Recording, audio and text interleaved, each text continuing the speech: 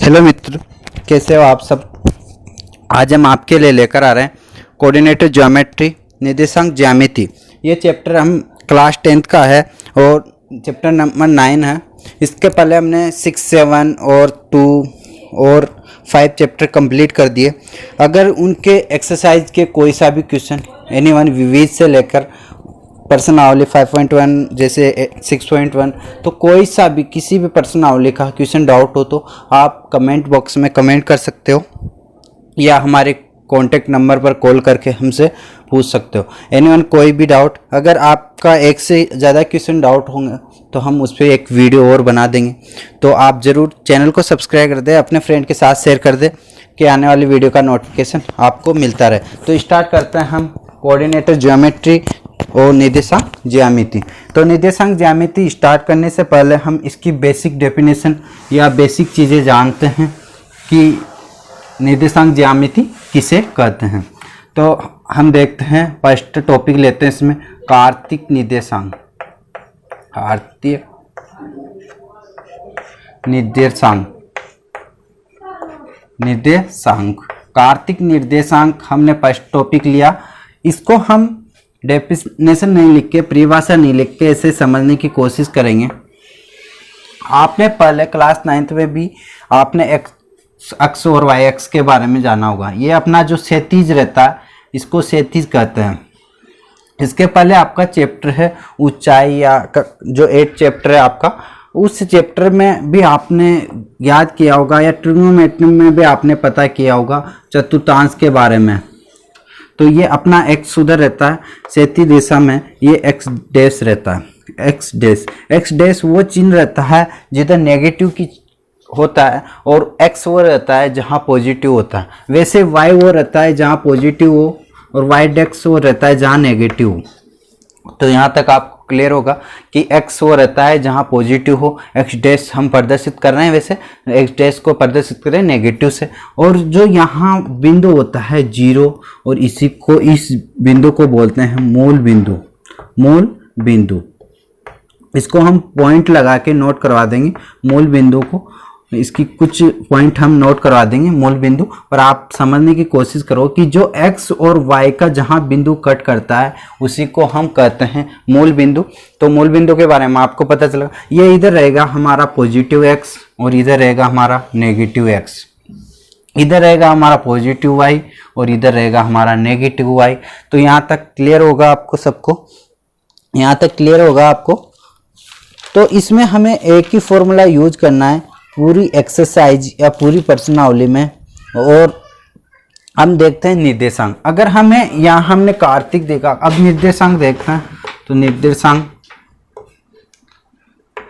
निर्देशांक में हमने देखा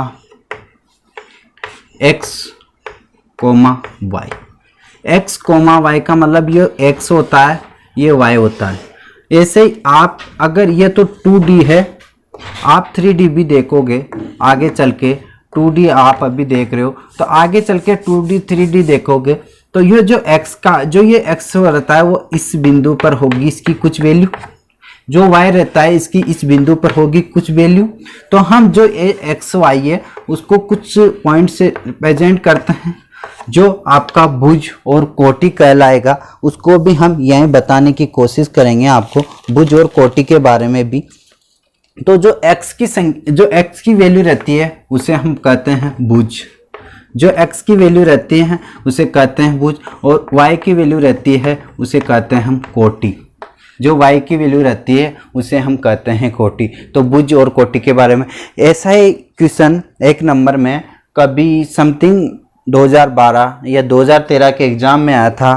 कुछ वैल्यू दी थी, जैसे कि हम यहाँ पर आपसे पूछते हैं कि जो 2,3 है इसकी भुज और कोटि दो। तो ऐसा क्वेश्चन था कि भुज और कोटि याद करो, ये बिंदु दे रखा है। तो आप कैसे बता सकते हो, जो x की वैल्यू रहेगी उसको भुज कहेंगे, भुज, और जो y की वैल्यू रहेगी उसको क्या कहेंगे हम, कोटि। जो y की वैल्यू रहेगी उसे क्या कहेंगे, कोटि। तो भुज और कोटि के बारे में आपको पता चला होगा। यहाँ से हमने ये देखा भुज और कोटि। इसका आपको एक क्वेश्चन मिल सकता है, तो याद रखना भुज किसे कहते हैं, कोटि किसे कहते हैं। आगे चलते हैं, इसका हम क्वेश्चन भी ले सकते हैं। चलो क्वेश्चन ले लेते हैं।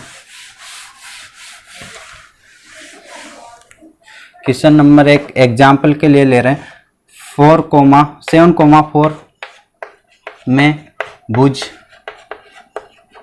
व कोटि याद करो। ये अपना क्वेश्चन है कि x,2 में भुज और कोटि याद कीजिए। तो फ्रेंड आप बता सकते हो इसकी वैल्यू क्या होगी। 7 होगा अपना भुज और 4 होगा अपना कोटि। यहां तक क्लियर। एक एक डाउट क्लियर करते हुए चलना है अपने को कि एक्सरसाइज का अगर आप एग्जाम्पल सारे हमारी तरह कर लोगे तो एक्सरसाइज का एक भी क्वेश्चन आपसे नहीं छूट पाएगा। अगर फिर भी डाउट है तो आप पूछ सकते हो एनीवन कोई भी डाउट, पर यहाँ तक आपको समझ में आएगा भुज x की वैल्यू और कोटि y की वैल्यू। ठीक है, ओके। अगर मैं एक और क्वेश्चन बोलता हूँ और यहाँ देता 0,3, इसमें भुज और कोटि की वैल्यू, तो भुज की वैल्यू हो गई x0 जो x, तो सदा में x आगे लेता है और y पीछे रहता है। कुछ स्टूडेंट कुछ गलती कर देते हैं जो आगे जाके हम बताएंगे। यहाँ पर y की वैल्यू रहेगी अपनी कोटि। यहाँ तक क्लियर सबको। अब चलते हैं हम कुछ आगे का टॉपिक लेते हैं और चतुर्थांश में निर्देशांकों के चिन्ह। चतुर्थांश में निर्देशांकों के चिन्ह अगला टॉपिक। तो अपना टॉपिक है चतुर्थांश में निर्देशांक। तो देखते हैं चतुर्थांश के बारे में। आपने ट्रिग्नोमेट्री में देखा होगा चतुर्थांश के बारे में। अगर नहीं देखा हो तो आप प्लेलिस्ट में जाके ट्रिग्नोमेट्री अनुपात और ट्रिग्नोमेट्री सरसमीका वहाँ से पढ़ सकते हो। तो ये होता है अपना फर्स्ट चतुर्थांश, सेकंड, थर्ड और फोर्थ। इसकी ट्रिक होती है, अगर ये ट्रिग्नोमेट्री में आता है तो इसकी बेस्ट ट्रिक होती है जो हमारी वीडियो में दिखाई थी, पर अभी यहाँ ट्रिक की यूज लेने की कोई ज़रूरत नहीं है। यहाँ हमको केवल चिन्ह याद करना है। पॉइंट में अपना टॉपिक है चिन्ह याद करो। तो अगर x की वैल्यू पॉजिटिव होगी, निर्देशांक आपने देखे ही, तो x की वैल्यू पॉजिटिव होगी और y की वैल्यू भी पॉजिटिव होगी, तो आप बता सकते हो कि दोनों संख्याएं पॉजिटिव है, मतलब फर्स्ट चतुर्थांश। अगर दोनों x की वैल्यू और y की वैल्यू पॉजिटिव है तो वो फर्स्ट चतुर्थांश रहेगा। सेकंड देखते हैं, अगर x की वैल्यू नेगेटिव, y की वैल्यू पॉजिटिव, ये चिन्ह जहाँ पर खुलता है वो बड़ी संख्याएं होती है, उसके पैरेलल संख्या से।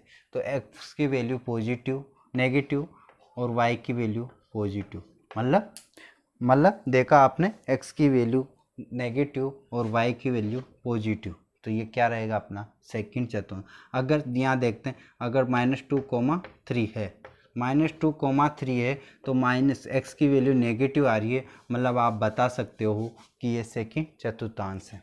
थर्ड देखते हैं हम, और थर्ड में देखते हैं x की वैल्यू नेगेटिव, y की वैल्यू भी नेगेटिव। अगर दोनों संख्याएं हैं x और y की वैल्यू नेगेटिव आ रही है, मतलब नेगेटिव का मतलब ये संख्या इधर आ रही होगी y की और x की इधर आ रही होगी, तो यही तो होगी नेगेटिव। तो ये क्या होगा अपना, दोनों चिन्ह नेगेटिव हो गए, दोनों x और y के चिन्ह नेगेटिव होंगे। फोर्थ में देखते हैं हम, और फोर्थ में देखते हैं x की वैल्यू पॉजिटिव, y की वैल्यू नेगेटिव, x की वैल्यू पॉजिटिव, y की वैल्यू नेगेटिव। तो x की वैल्यू पॉजिटिव तो प्लस होगा, y की वैल्यू नेगेटिव तो माइनस होगा। यहाँ हम एक ट्रिक तो नहीं है, बट आपको याद रखने की कला बता रहे हैं कि अगर फर्स्ट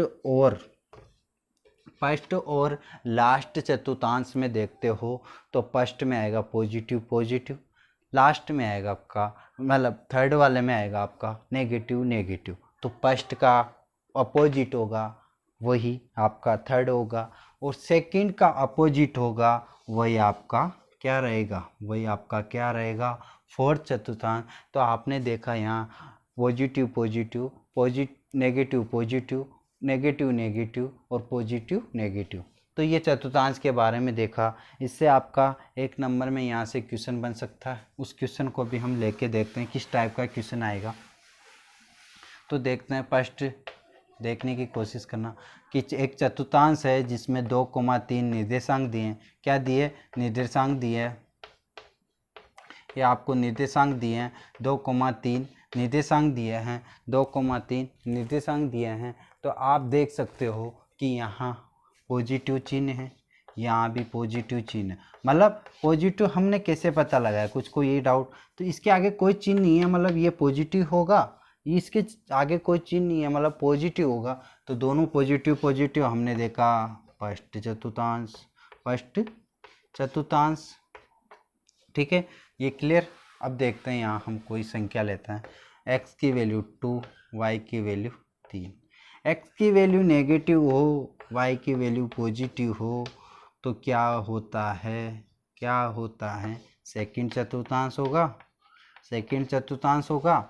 ऐसे ही हम अगला क्वेश्चन और लेते देखते हैं, x की वैल्यू -2, y की वैल्यू -5, तो कौन सा चतुर्थांश होगा। क्वेश्चन वही है, क्वेश्चन में केवल संख्याएं चेंज कर रहे हो, तो x की वैल्यू नेगेटिव, y की वैल्यू भी नेगेटिव। दो नेगेटिव किस में आता है, थर्ड वाले में। कैसे बताया था, उसका अपोजिट फर्स्ट वाले का। तो देखते हैं, यहाँ देखा फोर्थ वाला देखते हैं, x की वैल्यू 2, y की वैल्यू 8, तो x की वैल्यू पॉजिटिव, y की वैल्यू नेगेटिव, कौन से वाले चतुर्थांश में, फोर्थ चतुर्थांश में। तो आपको चतुर्थांश के चिन्ह याद करने में कोई प्रॉब्लम नहीं होगी, इससे आपका क्वेश्चन राइट होना चाहिए। यहाँ से आपका क्लियर हो गया होगा चतुर्थांश। और हम चलते हैं दूरी सूत्र के बारे में, जो कि इस चैप्टर का सबसे